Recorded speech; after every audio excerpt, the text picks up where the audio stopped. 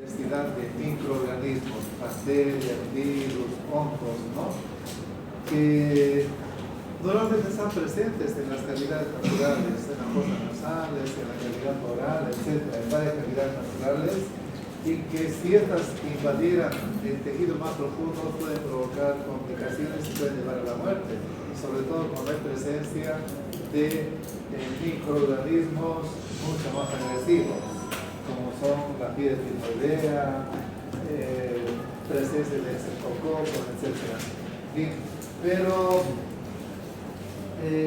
los eritrocitos, o digo los leucocitos, tienen una concentración aproximada de 7.000 leucocitos, acá pondré 7.000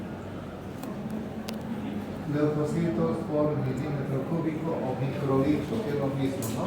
Bien, pero esta concentración normal oscila entre 5.000 y 10.000. Acá tenemos 5.000 y acá tenemos 10.000. Cuando la concentración de leucocitos es menor de 5.000, denominamos leucopenia. Si esto fuese menor de 5.000, denominamos leucopenia.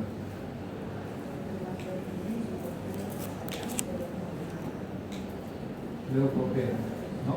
Pero si la concentración de eritrocitos fuese, o digo de leucocitos, perdón, fuese mayor a 10.000 por milímetro cúbico, denominamos leucocitosis.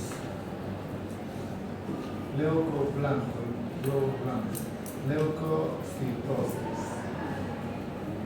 Sobre todo hay leucocitosis cuando hay presencia de bacterias, ¿no? Si la enfermedad es de origen bacteriano, se denomina leucocitosis. Y si es de origen viral, va a haber una leucopenia, excepto la fiebre tifoidea. Bien, ¿y cuáles son estos leucocitos?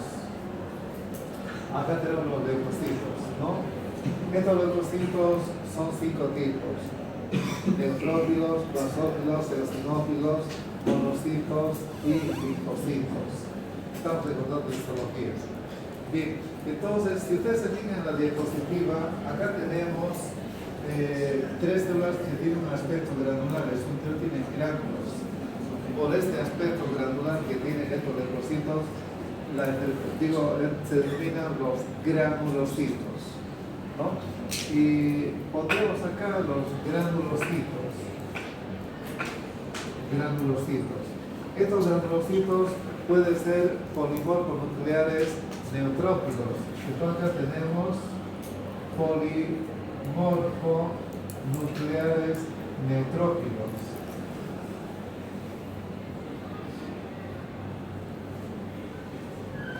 ¿No?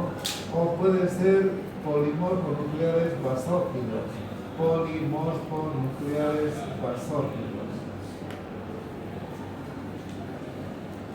¿No? O pueden ser polimorfonucleares eosinófilos.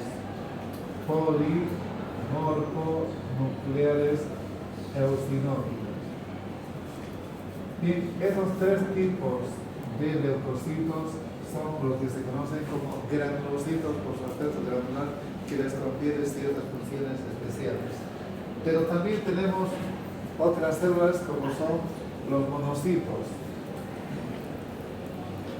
Estos monocitos se van a convertir posteriormente cuando entran a los tejidos de la sangre, cuando pasan los tejidos a través de la pared de los capilares, se convertirán en macrófagos.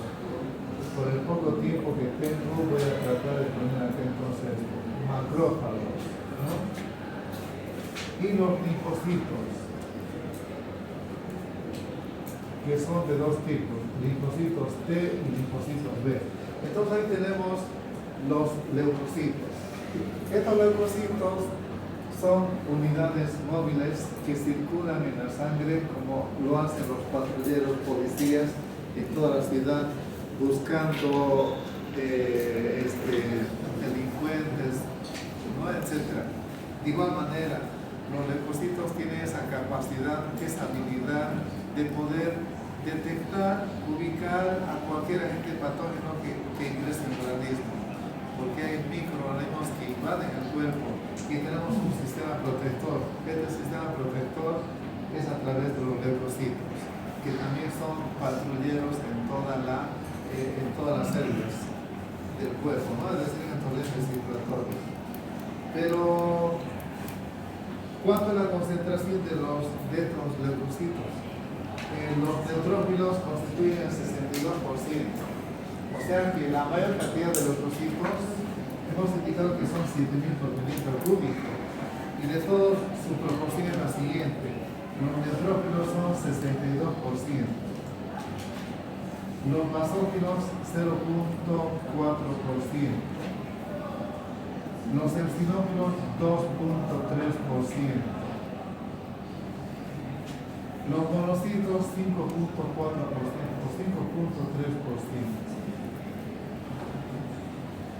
Los linfocitos 30%. Bien, por lo tanto, entre los diferentes tipos de leucocitos, el más abundante son los neutrófilos, más de la mitad. Cuando hay una infección aguda, esto puede aumentar a 70, 80, 90%. Cuanto más aguda, más, y sus formas inmaduras también son más, ¿no? Los segmentados. Bien, pero los leucocitos que tienen menor concentración serían los basófilos, apenas 0.4%. Y los linfocitos 30%, ¿no? Estos denominados granulocitos, que son neutrófilos, basófilos, eosinófilos, tienen una vida media, van a ver ustedes acá, tienen una vida media de 4 a 8 horas en la sangre, pero acá dice días, está mal en la diapositiva. En la sangre, acá pondré directamente S y T. En la sangre, estos tres componentes, que son los granulocitos, tienen de 4 a 8 horas de vida, ¿no? Su vida media, su ciclo de vida, ¿no? Y los monocitos de 10 a 20 horas, ¿dónde? En la sangre. Y los linfocitos de semanas a meses, porque estos circulan, tienen su ciclo especial de circulación. Su vida media es de semanas a meses. También podemos decir años, ¿no? Meses. ¿Por qué años? Cuando una persona contrae una enfermedad viral como ser la catapora, para los brasileños, para nosotros sería una enfermedad evolutiva llamada varicela, no para ellos catapora, pues sarampo o sarampión para nosotros. Cuando una persona enferma una sola vez, nunca más se enferma, porque la inmunidad es duradera. Es decir, si usted enfermó a los 6 años sarampión, después de varios meses o muchos años se vuelve a exponer por segunda vez al mismo virus y no va a enfermar. ¿Por qué? Porque hay linfocitos que están circulando, o por lo que son llamados linfocitos de memoria, porque se acuerdan que usted ya tuvo una vez la enfermedad, por lo tanto la inmunidad es larga. Por eso digo de que viven años y no solamente meses, porque también hay formación de inmunoglobulinas que están circulando. Entonces, cuando entra por segunda vez o se expone por una segunda vez al mismo virus, el cuerpo a través de este sistema lo reconoce inmediatamente y se acuerdan que una vez ingresó al cuerpo y lo destruye, no permiten que pueda desarrollar la enfermedad. Bien, entonces, pero en la circulación, digo en los tejidos, estas viven de 4 a 5 días. De 4 a 5 días en los tejidos, ¿no? Y estos macrófagos o monocitos en la circulación son de 10 a 20 horas, pero los tejidos es de meses, de semanas a meses. Bien, entonces ese es el ciclo de vida de estos leucocitos. Por lo tanto, todos los leucocitos que están circulando en este momento en nuestra sangre, al atardecer ya no van a estar presentes, va a entrar otra población de leucocitos, porque la médula ósea tiene 3 veces mayor concentración de leucocitos. sea 3 veces mayor a la concentración de los leucocitos circulantes en la sangre. ¿Dónde? En la médula ósea pueden salir. Bueno, entonces, ¿dónde se originan los leucocitos? Hay 2 líneas. La línea mielocítica de la médula y la línea linfocítica. Y para comprender esto de la línea mielocítica y linfocítica, primero hablaremos de algunos órganos linfógenos, que también ustedes en histología lo vieron. Los órganos linfógenos son los siguientes: la amígdala, la adenoides, entonces acá voy a poner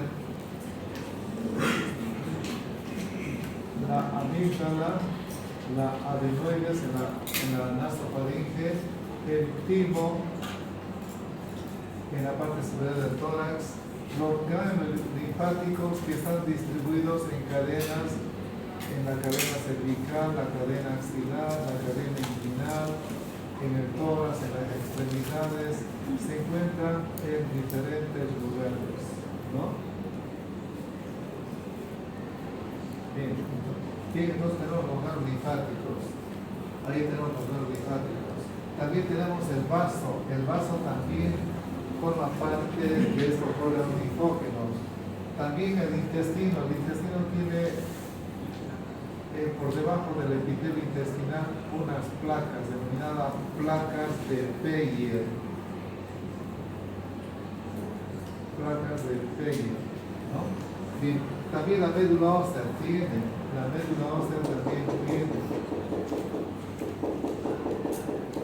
Es un órgano linfógeno, por lo tanto tiene bastante tejido linfático, que está distribuido en todo el cuerpo de manera estratégica, ventajosa. ¿Para qué? Para impedir que cualquier bacteria que ingrese al cuerpo por cualquier zona sea contenida, sea interceptada, para que no pueda desarrollar su rol patógeno. Bien, entonces, estos son los órganos linfógenos, ¿no? El vaso, el timo, la amígdala, la adenoides, las placas de Peyer, el vaso, etc. Bien, ahí tenemos las 2 vías, ¿no? La vía, os digo, la línea mielocítica y la línea linfocítica. Esta sería la vía linfocítica. La vía linfocítica dará lugar al origen del linfoblasto, así como vimos acá también. El linfoblasto, os digo, primero vayamos para el mieloblasto. El mieloblasto va a formar estas células, unidades formadoras de glóbulos, pero en este caso de granulocitos, ¿no? Neutrófilos, basófilos, eosinófilos, que finalmente van a formar esas 3 células. Neutrófilos, como vean acá en la parte inferior, el 7 es un neutrófilo, ¿no? El 10, como verán, es un eosinófilo, polimorfo nuclear. Bien, entonces ahí también tenemos basófilos y monocitos, el número 16. Bien, y los linfocitos se forman a partir de los linfoblastos. Mieloblastos darán origen a neutrófilos, basófilos, eosinófilos, monocitos. Y el linfoblasto a los linfocitos, tipo A, tipo B. Módulo del ciclo de vida ya. Bien, pero ¿cuál es la función más importante que desarrollan estos leucocitos? Los neutrófilos y los macrófagos son las células que tienen una capacidad fagocítica, es decir, que engullen, se los ingieren. A eso se llama fagocitosis. Por lo tanto, el cuerpo tiene un sistema especial de protección que lo hace a través de la fagocitosis. Otra sería a través de la liberación de inmunoglobulinas o de anticuerpos. Y la otra sería la formación de linfocitos sensibilizados para reaccionar contra cualquier agente invasivo. Bien, entonces, los neutrófilos y los macrófagos son fagocitos potentes. En cambio, los otros son fagocitos muy débiles. Fagocitosis significa ingestión de un agente celular ofensivo. Cualquier cuerpo extraño, cualquier bacteria que ingresa al cuerpo, que esté invadiendo, va a ser fagocitada por un sistema especial que tenemos, ¿no? Bien. ¿Y cómo fagocita? Acá pondré todo entremezclado, no me queda otra para poder, y voy a introducir el tiempo para que pueda hablar más o menos. ¿Qué hora tenemos, por favor? 20 minutos. 9 y. Sí. Bien. Entonces acá tenemos una. Bueno, no me queda otra.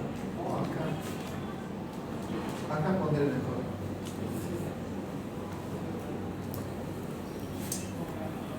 Acá tenemos un macrófago.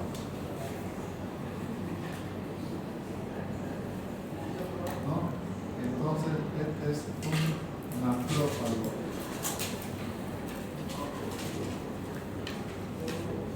Okay. Y acá tenemos un monocito. Estos monocitos, y acá tenemos un neutrófilo. Los neutrófilos y los monocitos son los que van a fagocitar. Los neutrófilos pueden pasar a los líquidos tisulares por diapédesis, ¿no? Acá tenemos las células tisulares.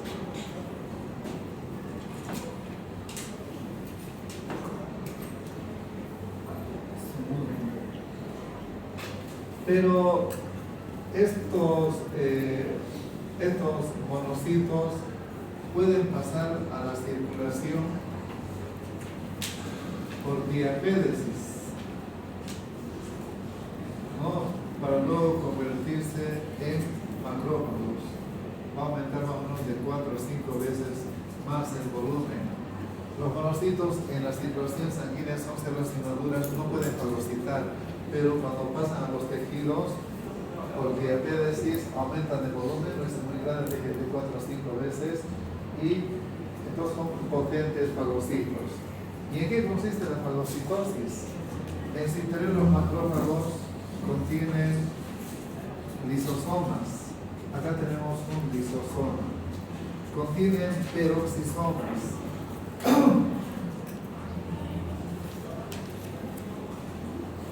Los lisosomas en su interior contienen enzimas proteolíticas que van a digerir cualquier componente que ingrese.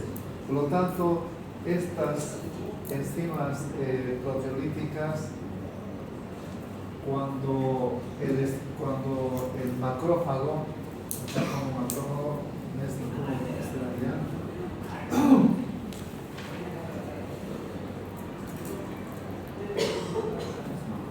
Bien. Los macrófagos están provistos y equipados de enzimas, como ser enzimas proteolíticas. Como los macrófagos tienen la capacidad de poder fagocitar, cuando las engullen, proyectando, por ejemplo, hacen proyección de las membranas como pseudópodos, atrapa al agente extraño, y lo va a engullir. Y cuando lo engulle, es el cuerpo extraño. Ese mecanismo de selección al cuerpo que han fagocitado se denomina opsonización. O sea, todo ese proceso selectivo del agente ofensivo que se ha ingerido se denomina opsonización. Estoy hablando brevemente porque no me permite el tiempo para explicar en detalle. Y ese cuerpo cuando es engullido, cuando entra en contacto con el lisosoma, entonces el lisosoma pierde sus enzimas y la va a destruir. Pero en ocasiones, si no es suficiente, interviene otro componente conocido como peroxisoma, que tiene enzimas oxidativas. Y estas enzimas oxidativas son los siguientes componentes. Es el peróxido de hidrógeno. Este es el peróxido de hidrógeno. O también puede ser el superóxido. También puede ser el superóxido.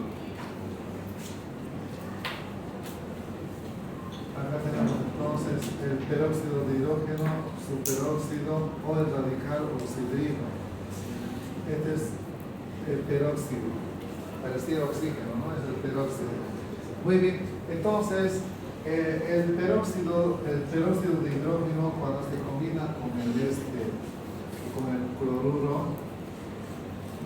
por acción de otra enzima presente en los macrófagos y en los neutrófilos, interviene una enzima que se llama la mieloperoxidasa, que permite la unión de estos dos componentes y va formando lo que se llama el hipoclorito.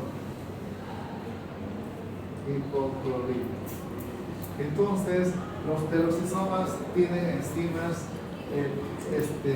oxidativas o oxidantes que cuando se combinan el peróxido de hidrógeno más cloro con el hipoclorito es un potente herbicida. Por lo tanto, los macrófagos y los neutrófilos están bien equipados, contienen enzimas proteolíticas y enzimas oxidativas.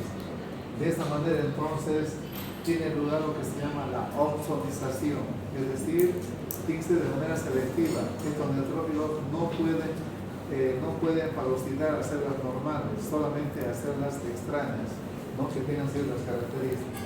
Bueno, entonces ahora sí hablaremos sobre la inflamación.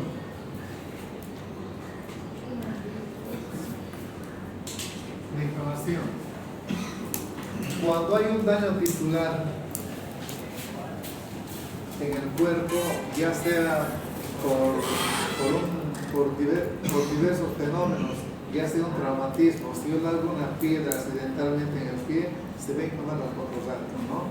O si hay una quemadura, o si se aplica ácido, o hay una infección, o hay una invasión bacteriana, va a haber una lesión tisular que va a liberar muchas sustancias químicas, ¿no? Y esas sustancias que se liberan van a afectar a tejidos vecinos que no tienen lesión tisular, y esta reacción excesiva de los tejidos adyacentes se denomina inflamación.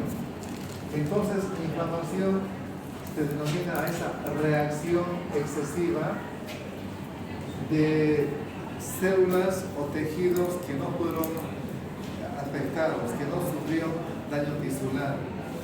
A eso se llama inflamación. Y la inflamación hemos visto que puede ser por infección bacteriana o viral, puede ser por quemadura, puede ser por un traumatismo, por múltiples formas. Pero, ¿qué componentes se van a liberar? Se liberan múltiples componentes, ¿no? Y esos componentes son los siguientes. No tengo espacio. Pondré acá en la parte inferior, espero que puedan distinguir.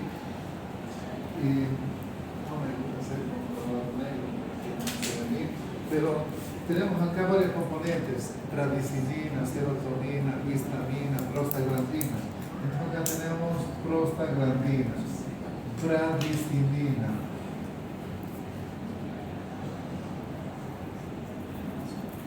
histamina, serotonina, sustancias de reacción lenta de la anafilaxis,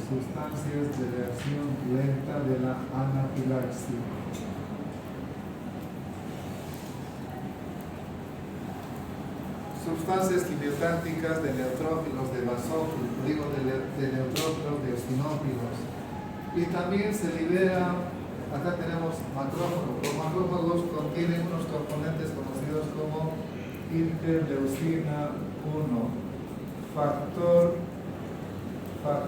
de necrosis tisular, factor estimulador de colonias de granulocitos. Ustedes saben que los granulocitos son neutrófilos, basófilos, eosinófilos. Factor estimulador de colonias de monocitos. Factor estimulador de colonias de granulocitos y monocitos. Bien, entonces los macrófagos también contienen múltiples componentes. Y hay otros componentes que serían los productos de reacción del sistema de complemento que contribuyen al sistema de defensa.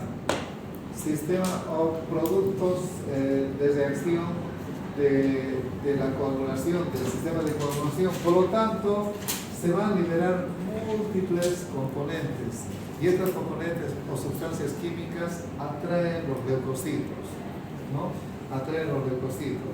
Entonces, lo más importante entre estos son la histamina y la bradicinina. Y estos componentes que cuando se liberan van a provocar múltiples reacciones. Bueno, ¿qué es una inflamación? Pues acá vemos, por ejemplo, una inflamación de la piel, ¿no? Puede ser de la mucosa nasal en el caso de un resfrío, una conjuntivitis en la mucosa conjuntival, en la piel, y eso ustedes también puede ser, piense acá, también en la mano, puede ser una inflamación en la amígdala, etc., ¿no?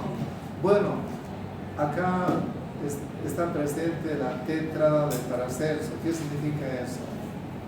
Que va a haber tumor, rubor, calor, dolor. Tumor, va a haber una tumefacción, aumenta de volumen del tejido afectado. Calor, tocamos y está caliente. Por ejemplo, acá en Santa Cruz nosotros llamamos el uchichi, ¿no? Una inflamación por estafilococo. Es intocable. Toda inflamación provoca dolor, por eso decimos tumor, que hay una tumefacción, aumento del volumen. Rubor, hay una coloración rojiza, ¿no? Hay una rubefacción, ¿no? Y el dolor cuando se toca. Por lo tanto, hay tumor, dolor, rubor y calor. Calor cuando se toca la zona inflamada y vamos a ver que está caliente. ¿Por qué ocurre esto? Porque va a haber las siguientes reacciones.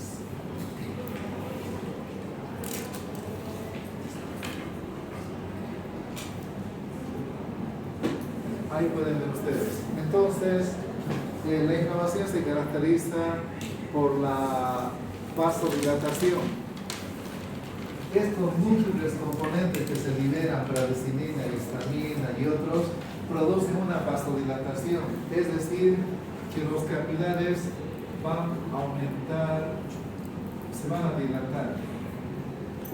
Va a haber una vasodilatación local en la zona afectada. Por lo tanto, va a haber mayor flujo sanguíneo, ¿no? Y cuando hay una vasodilatación, esta pared de los capilares se abre más, por lo tanto la pared se adelgaza, se hace más porosa y va a haber fuga de líquidos. Entonces va a haber aumento de la permeabilidad de la pared de los capilares y por tanto va a escapar de los vasos sanguíneos, va a escapar entonces acá algunas proteínas como el fibrinógeno, ¿no? También líquidos del plasma sanguíneo, pero también una inflamación. Y este fibrinógeno va a producir una coagulación, pero es bueno que haya esa coagulación. ¿Para qué? Para que en el caso de que pueda ser una infección bacteriana, para que la aísle, para que esta no se propague con facilidad, para que tenga un impedimento en su propagación. Entonces, estas reacciones que van a producir vasodilatación, aumento del flujo sanguíneo, aumento de la permeabilidad, coagulación y una tumefacción, es conveniente para que atraigan mayor cantidad de leucocitos a la zona inflamada, ¿no? Bien, por lo tanto, estas sustancias químicas que se liberan ejercen un efecto que se denomina quimiotaxia, ¿no? La quimiotaxia es la atracción de los leucocitos al foco de la inflamación. Bueno, entonces eso es lo que nos indica. ¿Y cómo ocurre esto? En este proceso va a haber vasodilatación y también va a ocurrir esto, si ven acá arriba, en la diapositiva. Normalmente los leucocitos circulan por la parte media de la sangre, pero en este caso va a haber una marginación. Se van a acercar más a estas células endoteliales de los capilares. Y estas células endoteliales contienen selectinas, ¿no? Y también contiene ICAM, ahí dice ICAM. Son moléculas de adhesión intracelular, significa moléculas de adhesión intracelular. tipo 1, que interactúan con las integrinas de los neutrófilos y de otros leucocitos. Y de esta manera entonces estos leucocitos se marginan, se apegan a estas células, y estas células endoteliales, unas y otras, se separan para que haya una migración del vascular al espacio tisular, ¿no? De esa manera llegan al foco infeccioso. Todo este proceso ocurre durante una inflamación.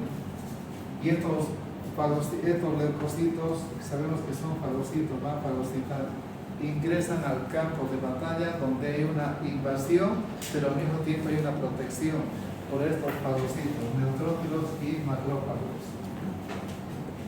Bien, ¿cuánto es la concentración normal de leucocitos? 7.000 por milímetro cúbico. Pero si habría una infección, habría una leucocitosis, es decir, va a haber un aumento de la concentración de leucocitos que se han liberado, porque los neutrófilos también contienen estas citocinas, factor de necrosis tumoral, factor estimulante de las colonias de granulocitos, es decir, que van a la médula, llegan a la médula, estimulan la producción de leucocitos en sus diversas formas, granulocitos, neutrófilos, basófilos, eosinófilos, también monocitos. Bien, entonces, y eso nos va a defender, o sea, de cualquier invasión. Pero sin embargo, en ocasiones puede haber una infección viral, ¿no? Y cuando hay una infección viral va a haber una leucopenia. Si esta leucopenia es demasiado agresiva, donde hay poca producción de leucocitos, entonces el cuerpo está desprotegido. La leucopenia puede darse, como hemos visto hace rato en el oeste, hemos indicado que puede haber en las anemias, en la plástica, puede haber enfermedades donde baja la concentración de leucocitos, o puede haber presencia de algunos antibióticos. Hay antibióticos que pueden dañar y provocar una leucopenia, como es el caso del clorafenicol, eso más indiqué. Entonces puede provocar una leucopenia. ¿Qué significa leucopenia? Un estado de desprotección del cuerpo. Normalmente en las cavidades naturales habitan bacterias, por ejemplo en el tubo digestivo está la flora bacteriana. Es imprescindible. Nuestras células viven en simbiosis con este tipo de células que nos ayudan a formar, por una parte no permiten que lleguen otras bacterias, o sea, protegen, y por otra parte sintetizan vitaminas y otros componentes, por lo tanto son necesarios para nosotros. Pero cuando hay una leucopenia, esta flora bacteriana puede penetrar a tejidos más profundos y provocar infecciones y llegar a la muerte. En menos de una semana la persona cuando tiene leucopenia puede llegar a la muerte. Por eso que los leucocitos constituyen un sistema de protección importante. Bien, ¿qué tiempo tenemos? 2. Bien. Vamos a hablar de estos fagocitos. Hemos indicado que los macrófagos, cuando pasan los tejidos, aumentan de volumen y tienen una capacidad para poder destruir hasta 100 bacterias. En cambio, los neutrófilos pueden llegar de 3, 4, 10, máximo 20, y por lo general mueren estos neutrófilos. En cambio, los macrófagos no. Y estos macrófagos pueden ser móviles, macrófagos móviles. Estos macrófagos, acá tenemos, estos macrófagos pueden ser móviles. Pueden ser fijos. También tenemos los monocitos y las células endoteliales especializadas. Fíjense ustedes, los macrófagos móviles, estos macrófagos móviles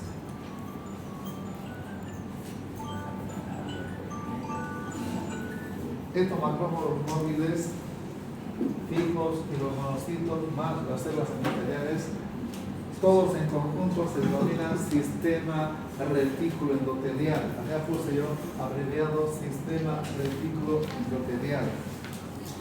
También conocida como sistema monocito macrofágico. Esto habían hecho mención nosotros en el capítulo 23, el sistema retículo endotelial. Bien, entonces este conjunto de macrófagos fijos móviles se denomina así. Estos macrófagos fijos que llegan al cerebro se llaman células de la microglia, que pueden prevenir infecciones como cerotitis interna, meningitis, encefalitis. Son macrófagos, ya sabemos cómo actúan los macrófagos, que están bien equipados con sustancias microbicidas potentes, ¿no? Como has indicado, que pueden evitar cualquier infección severa. Tenemos un sistema de protección, que la primera sería la fagocitosis.